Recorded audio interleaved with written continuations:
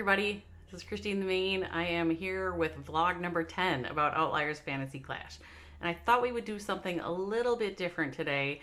And I am going to tell you a little bit more about Fantasy Clash. In case you're curious, I'm sure there's people who don't really know what this is, who might be interested but are a little uncertain. So I'm going to share with you a little bit more the nuts and bolts of Fantasy Clash and being a Fantasy Clash team owner. But while I do this, there's going to be spreadsheets. So get ready for the spreadsheets. So here we go. What is Fantasy Clash about? All right. Well, first of all, Fantasy Clash happens in conjunction with another competition. So like fantasy football, where you are picking players for your roster in conjunction with an actual football game, in Fantasy Clash, we pick our players for our roster in conjunction with a Clash tournament. So in this particular case, there was a Clash tournament that had 64 initial teams. And you can see on the left here, I'm going to scroll through. We had INTZ 77, Elite Grief BR. I think this one's International Tribe. Yep, International Tribe. So Unicorns of Love, Resistance. You can see there's this nice long list of 64 initial teams that were in it. And they went from a round of 64 to a round of 32. So one of them won, one of them lost. So the round of 32 is the next thing that you're seeing here with INTZ against International Tribe, and the next round is the round of 16, INTZ against DK 2nd Brigade. So at the core of it, there are Clash players who are playing in a tournament. And from that, what we do in Fantasy Clash is we build a list of all of the available players. So you'll remember we were just looking at INTZ was on that list, 77, Elite Grief BR, and National Tribe. And as we go on Unicorns of Love, Resistance, and as we go down this list, you'll see we also have each player. We had Air, Bernal, Celino, Marinal, scrolling down here, you just see Sturdom from Unicorns of Love, Tingy from Resistance. These are names that you might know. So these are all of the players that as a Fantasy Clash owner are available to you to draft. And when I say draft, what I mean is you and a bunch of other people who own the teams are going to pick these players to be on your team. And you can't pick the same player for more than one team. So, for instance, in this particular case, the initial draft in the round one, this player had Marinal, Penta, Passy, JD9, and Lexnos on his team. That's what it was in the round of 64.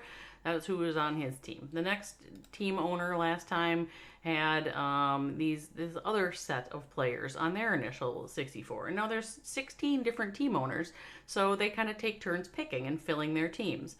And then as the rounds progress, of course, some of the players that were on that initial list become unavailable because they drop off, because their teams lose, which then means you need to do some transactions and switch them up.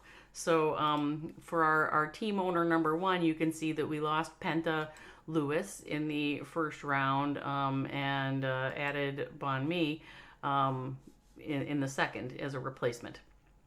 So the team owners decide who they want to add based on who's available on the free agent list in between rounds, and maybe how well their players are doing, and maybe the quality of the players that are available might come into play as well.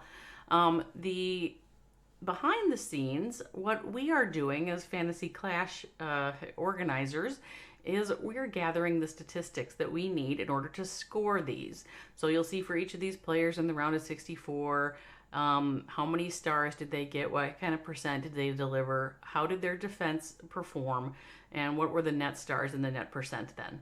And based on these numbers, the different player or the different team owners get different scores. And those scores show up in a league summary where you can see, by round, how did each of these team owners do in terms of their score. And then you can go to a standings tab and you can see who's winning based on the net stars and the net percent at any given time. So that is essentially how it works. The winning team owner is the one with the winning score.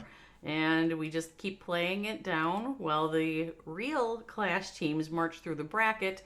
The Fantasy Clash team owners are gathering points and trying to stay in it long enough to win it. So that is essentially what Fantasy Clash is. It's sort of a game built on top of a game. So if you were a little reluctant to join us for Fantasy Clash, just because you weren't sure exactly what it was and what it looked like, you would not spend most of your time in some spreadsheets, but there's a few spreadsheets. You might spend some time in our Discord server. You might jump on to voice during a draft and pick your team. And that's basically it. You pick your team. We take care of helping to make sure the scores are accurate, and we find a winner. In the meantime, once you have your team, watching the streams of these competitions is way more fun because now you also care who wins. And maybe you cared before, but maybe you care more when you have them on your team and when they're going to give you a score. So that's why we are doing Fantasy Clash, is because it's fun and it can really connect a viewer to the activity of viewing the Clash tournament in play.